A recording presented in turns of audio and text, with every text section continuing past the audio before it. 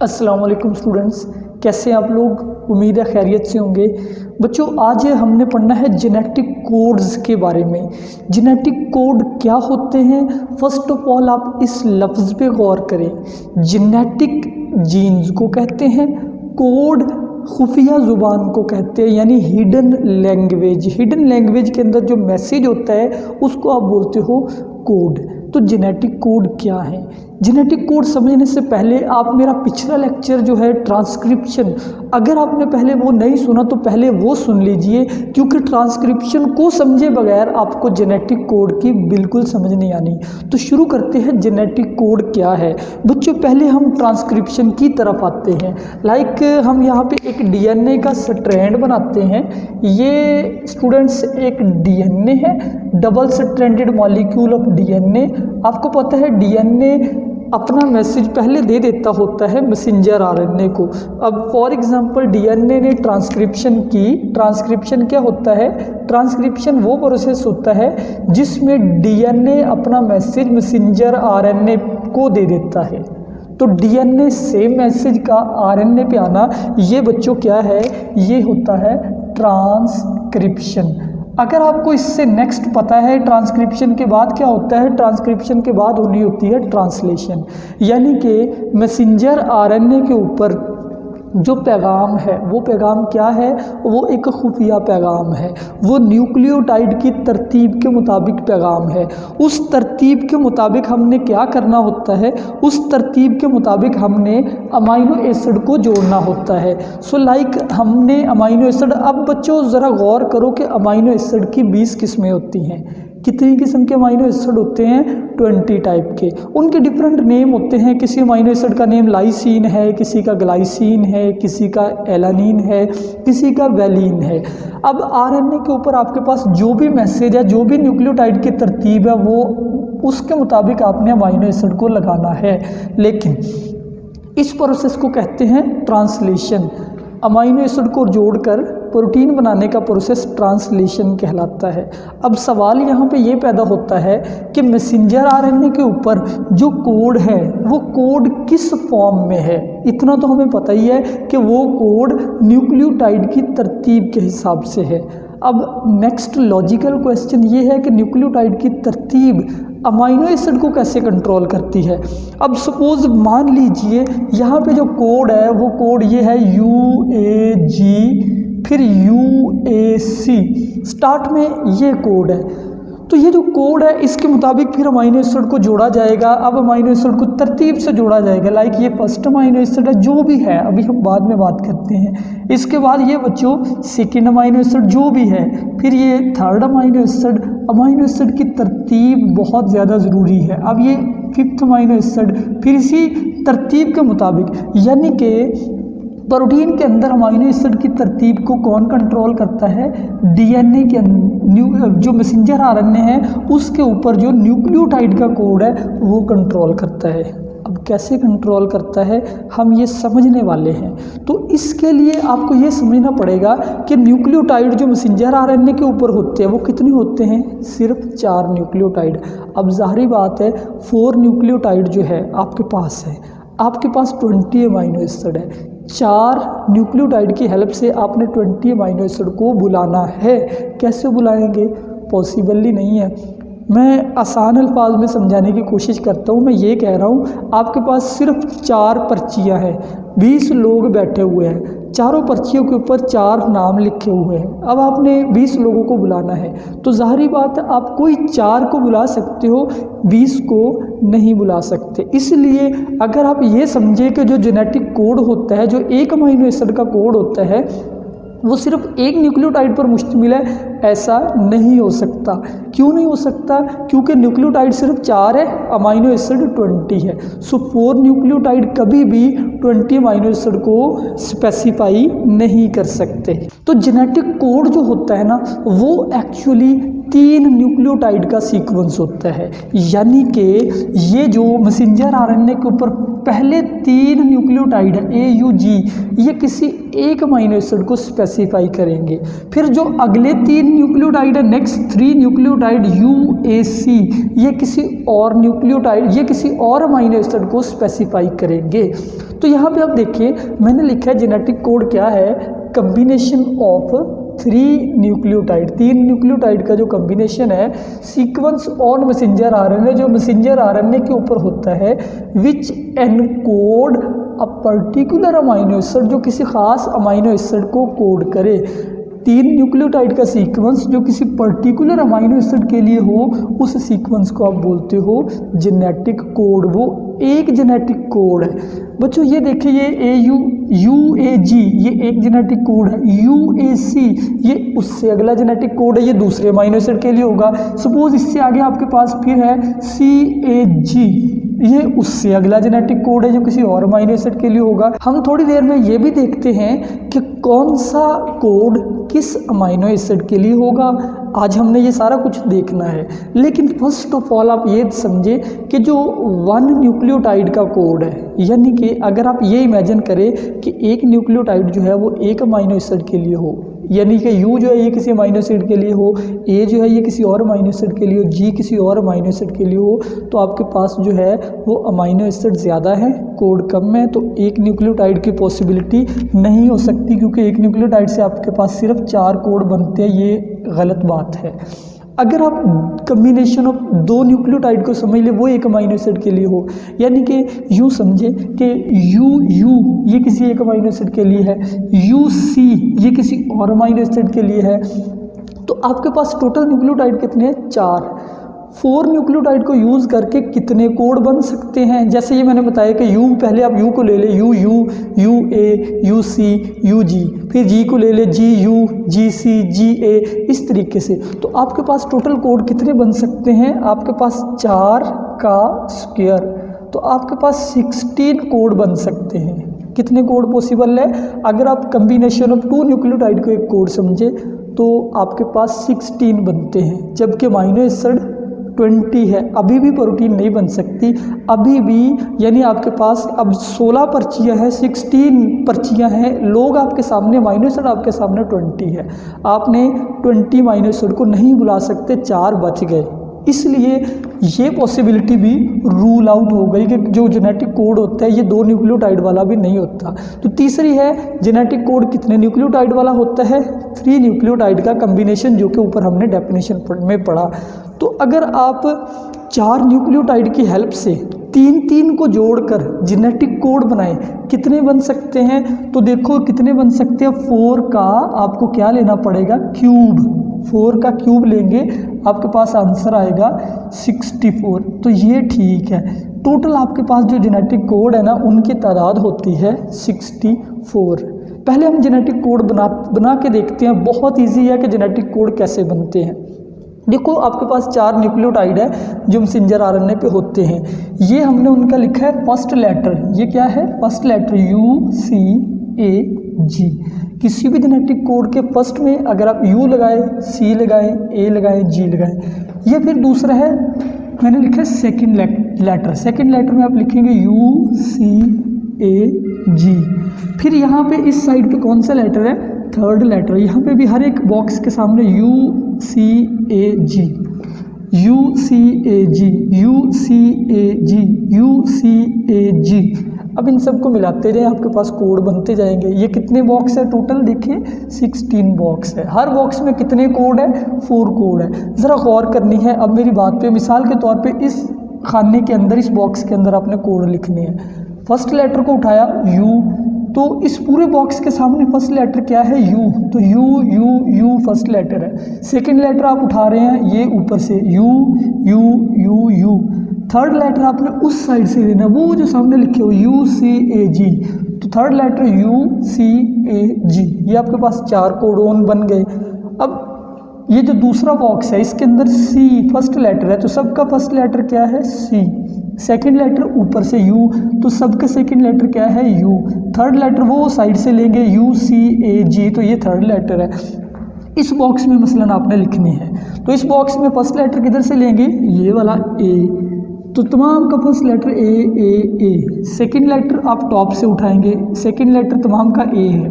Third letter आप उस side से लेंगे UCAG। इस तरीके से कोड बनते हैं।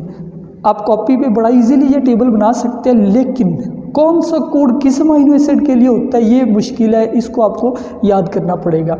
अब मिसाल के तौर पे UUU ये एक अमीनो एसिड के लिए होता है, उस अमीनो एसिड का नेम है फिनाइल एलानीन। ठीक है, UUC ये भी किसके लिए होता है, फिनाइल एलानीन के लिए।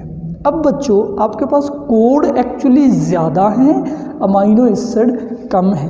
अमीनो एसिड सिर्फ 20 है, कोड 64 बन गए। तो इसका मतलब हुआ कई कोड्स ऐसे भी हैं जो एक ही अमीनो एसिड को स्पेसिफाई कर रहे हैं। फॉर एग्जांपल अब यहाँ पे देखिए ये 4 कोड्स हैं। UCA एक कोड है, फिर ACC, फिर ACA, फिर ACG, और ये चारों कोड किसको स्पेसिफाई कर रहे हैं, ट्रियोनिन को, एक अमीनो एसिड जिसका नेम है ट्रियोनिन। तो ऐसे डिफरेंट अमीनो एसिड है। अब लाइक ये चारों CCU, CCC, CCA, CCG proline को स्पेसिफाई कर रही हैं। तो हम इस बात को मज़ीद समझने के लिए ना हम यहाँ पे एक मैसेंजर RNA मैंने बनाया हुआ है। अब आप ढूंढते हैं कि अब इसको डिकोड करते हैं। बड़े मज़े की चीज़ है, आप डिकोड करने लगे हैं अपने जेनेटिक मैसेज को, कि अगर कोई मैसेंजर RNA जा रहा हो आप उसको पकड़ के आप देख सकते हैं कि वो कौन सा मैसेज लेके जा रहा है। आप ये आपकी की है जीन्स के पैगाम को पढ़ने की, ये खुफिया की है। तो देखते हैं जी, ये आपके पास एक मैसेंजर RNA है।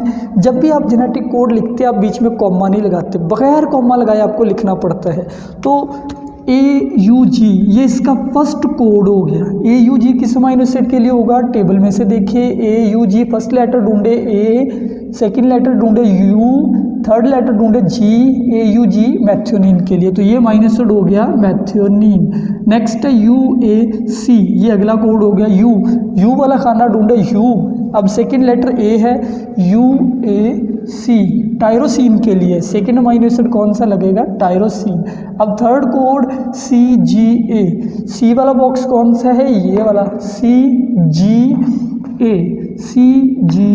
आर्जिनिन। तो नेक्स्ट अमीनो एसिड आर्जिनिन लगेगा। इससे आगे GUU G, फिर आप U वाला खाना ढूंढे ऊपर, ये GUA ये वाला वैलिन। नेक्स्ट अमीनो एसिड क्या लगेगा, वैलिन। इसके बाद ACC, अब A फिर ये ACA ट्रियोनिन के लिए होगा ट्रियोनिन। फिर नेक्स्ट GAU, ये रहा G, ये रहा A, GAU एस्पार्टेट के लिए है। तो यानी कि आपने इस मैसेज को, इस कोड को डिकोड कर लिया कि ये कोड किन अमीनो एसिड के लिए है, methionine, tyrosine, arginine, valine, threonine, aspartate, ये अमीनो एसिड है। ये मैसेज था मैसेंजर RNA के पास। तो इन कोड्स को पहली बार किसने डिटरमाइन किया था, किसने मालूम किया था कि कौन सा कोड किस अमीनो एसिड के लिए है। अगर आप इसकी बात करें तो इनको डिटरमाइन करने वाले साइंटिस्ट है, 3 साइंटिस्ट है। मार्शल नायरनबर्ग, कौन, Marshall Nirenberg, Philip Leder and Hargobind Khorana, ये 3 साइंटिस्ट हैं। इन्होंने 1960 के अंदर जेनेटिक कोड्स मालूम किए। अब इन्होंने कैसे मालूम किए, इन्होंने एक आर्टिफिशियल मैसेंजर RNA बनाया, यानी अपनी मर्जी का मैसेंजर RNA बनाया। इनको पता था कि उसके ऊपर कौन से न्यूक्लियोटाइड लगे हुए हैं, किस सीक्वेंस में है, यानी कि इनको कोड सारे मालूम थे। फिर इन्होंने क्या किया, उस मैसेंजर RNA से प्रोटीन बनवाई। कौन सी प्रोटीन बनवाई, उस प्रोटीन को कहते हैं अमाइनो असाइल tRNA। कौन सी प्रोटीन, अमाइनो असाइल tRNA, ये प्रोटीन बनाई। ये एक्चुअली एक प्रोटीन है, एक एंजाइम है असल में। फिर इस एंजाइम के अंदर इन्होंने अमीनो एसिड की सीक्वेंस को देखा। मेरी बात आप समझ रहे हैं कि इनको मैसेंजर RNA का सीक्वेंस मालूम था।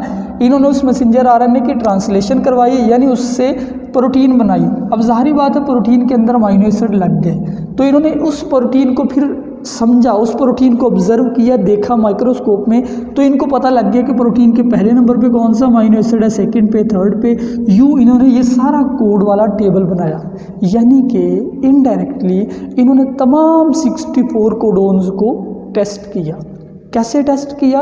आर्टिफिशियल आरएनए बना के उससे प्रोटीन सिंथेसाइज करवा के इन्होंने टेस्ट किया और ये टेबल आपके सामने आया कि कौन सा कोड किस अमाइनो एसिड के लिए होता है। One thing more students remember, genetic code को आप कोडोन भी बोलते हो। क्या बोलते हो? कोडोन। तो ये मैंने बता दिया कि 3 scientist, Marshall Nirenberg, Philip Leder, Hargobind Khorana, ये दोनों अमेरिकन हैं और ये हरगोबिंद खुराना इंडियन है एक्चुअली। और आपको मज़े की बात बताऊं, ये जो हरगोबिंद खुराना है ना, ये लाहौर में पंजाब यूनिवर्सिटी से पढ़ा हुआ है। पंजाब यूनिवर्सिटी काफ़ी फेमस यूनिवर्सिटी है, मेरी डिग्री भी पंजाब यूनिवर्सिटी से है। तो ये हरगोबिंद खुराना भी उस यूनिवर्सिटी में पढ़ता रहा है पाकिस्तान बनने से पहले। बाद में माइग्रेशन के वक्त, पार्टीशन के वक्त ये इंडिया चला गया और फिर ये अमेरिका चला गया। वहाँ जाके ये अमेरिकन साइंटिस्ट के साथ इसने काम किया। टाइप्स, 2 तरह के कोड होते हैं। ये जो आप सारे जेनेटिक कोड देख रहे हैं, इसमें 2 तरीके के कोड्स हैं। एक कोड्स होते हैं सेंस कोडोन, दूसरे होते हैं नॉनसेंस कोडोन। सेंस कोडोन ऐसे कोडोन जो अमाइनो एसिड के लिए होते हैं, ऐसे कोडोन जो अमाइनो एसिड को स्पेसिफाई करें। नॉनसेंस कोडोन को आप क्या कहते हैं? Stop codon. ये कोडोन जो है ये नो अमाइनो एसिड, ये किसी भी अमाइनो एसिड के लिए नहीं होते। दूसरी तरफ जो सेंस कोडोन है ये स्पेसिफाई अमाइनो एसिड, ये अमाइनो एसिड को स्पेसिफाई करते हैं। तो सेंस कोडोन जो है ना, इनमें एक कोड ऐसा है जो हर जीन के स्टार्ट में होता है। उस कोड को क्या कहते हैं? उसको कहते हैं स्टार्ट कोडोन। हर जीन के स्टार्ट पे एक कोड होता है, उस कोड को आप कहते हैं स्टार्ट कोडोन। स्टार्ट कोडोन, वो कोडोन भला क्या है? AUG। इसको अगस्त से याद रखिए। AUG यानी अगस्त, ये हर जीन का स्टार्ट कोडोन होता है। हर जीन के शुरू में पहला जो कोड होता है वो ये लगा होता है। अब ये किस अमाइनो एसिड के लिए है? AUG, ये मेथियोनिन के लिए है और ये आपके पास हमेशा स्टार्ट कोडोन होता है। यानी कि हर प्रोटीन का पहला अमाइनो एसिड मेथियोनिन ही होगा। दूसरी तरफ अगर आप बात करें नॉनसेंस कोडोन की, इनको स्टॉप कोडोन कहते हैं, यानी ये किसी भी अमाइनो एसिड के लिए नहीं होते। तो हर जीन के आखिर पे नॉनसेंस कोडोन होता है। ये किसी भी अमाइनो एसिड के लिए नहीं होता, बल्कि ये इस बात का सिग्नल होता है कि अमाइनो एसिड और नहीं लगाने, प्रोटीन और सिंथेसाइज नहीं करनी, आपने पॉलीपेप्टाइड को यहीं पे रोक देना है। अब स्टॉप कोडोन कौन से हैं? इनको स्टॉप कोडोन भी कहते हैं। बहुत इंपॉर्टेंट शॉर्ट क्वेश्चन भी है। 3 स्टॉप कोडोन है। वो कौन कौन से हैं मैं आपको दिखाता हूँ। यहीं इस टेबल में से मैं आपको स्टॉप कोडोन दिखाता हूँ। पहले नंबर पे स्टॉप कोडोन जो आपके पास है वो है UAA, ये स्टॉप कोडोन है। दूसरे नंबर पे UAG, UAA एंड UAG, ये दोनों क्या है? स्टॉप कोडोन है। तीसरे नंबर पे UGA, दोबारा रीड कर रहा हूँ, UAA, UAG एंड UGA, मिलते जुलते हैं, सिमिलर से है, ये तीनों स्टॉप कोडोन हो गए। ठीक है, तो ये स्टॉप और नॉनसेंस ये आपने लाजमी याद करना है शॉर्ट क्वेश्चन में। इसके बाद हम देखते हैं जी कोडोन यूनिवर्सल होते हैं या नहीं। यूनिवर्सल होने का ये मतलब है कि एक कोड, मिसाल के तौर पे ये जो AUG है, ये कोडोन हमारे अंदर क्या बनाता है? मेथियोनिन। अब बैक्टीरिया के अंदर ये क्या बनाता है? एक्सपेरिमेंट से हमें पता चला है कि जेनेटिक कोड यूनिवर्सल है। यानी कि फॉर एग्जांपल यहाँ से किसी एक कोड को उठा लेते हैं, GCC एलानिन के लिए होता है। किस अमाइनो एसिड के लिए? एलानिन के लिए। हम में भी एलानिन बनाता है ये, बैक्टीरिया में भी एलानिन लगाएगा, फंजाई में भी एलानिन लगाएगा, एल्गी में भी एलानिन लगाएगा, कुत्ते में भी एलानिन लगाएगा, किसी भी जानदार में ये एलानिन के लिए ही होगा। ये होती है यूनिवर्सैलिटी और ये बहुत बड़ा प्रूफ है एवोल्यूशन का। यानी कि देखें ना कि जानदार इतने डिफरेंट है लेकिन उनके अंदर जेनेटिक कोड से सिमिलर है। एक कोड जिस एक अमाइनो एसिड के लिए है दूसरे जानदार में भी उसी के लिए है।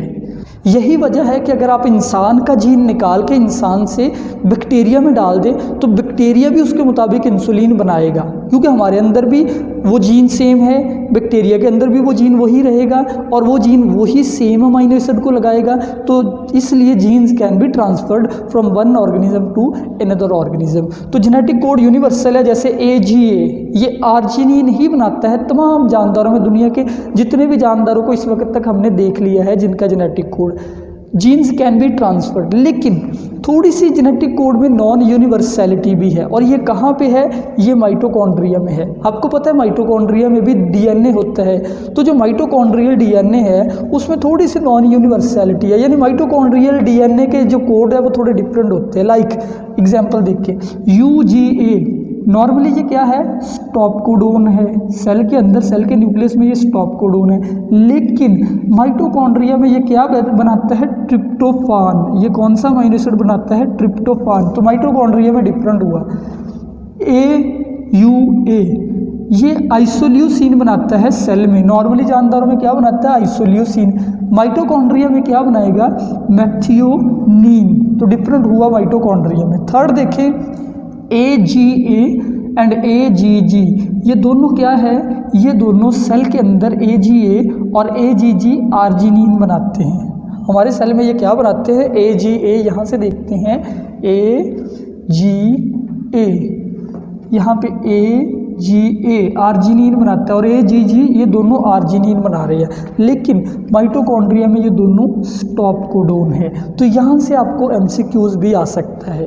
तो ये आज का लेक्चर था। इस लेक्चर में मैंने आपको जेनेटिक कोड्स के बारे में बताया कि जो कम्बिनेशन ऑफ 3 न्यूक्लियोटाइड है मैसेंजर RNA के ऊपर, जो किसी एक अमीनो एसिड के लिए होता है, उसको आप जेनेटिक कोड या फिर कोडोन बोलते हो।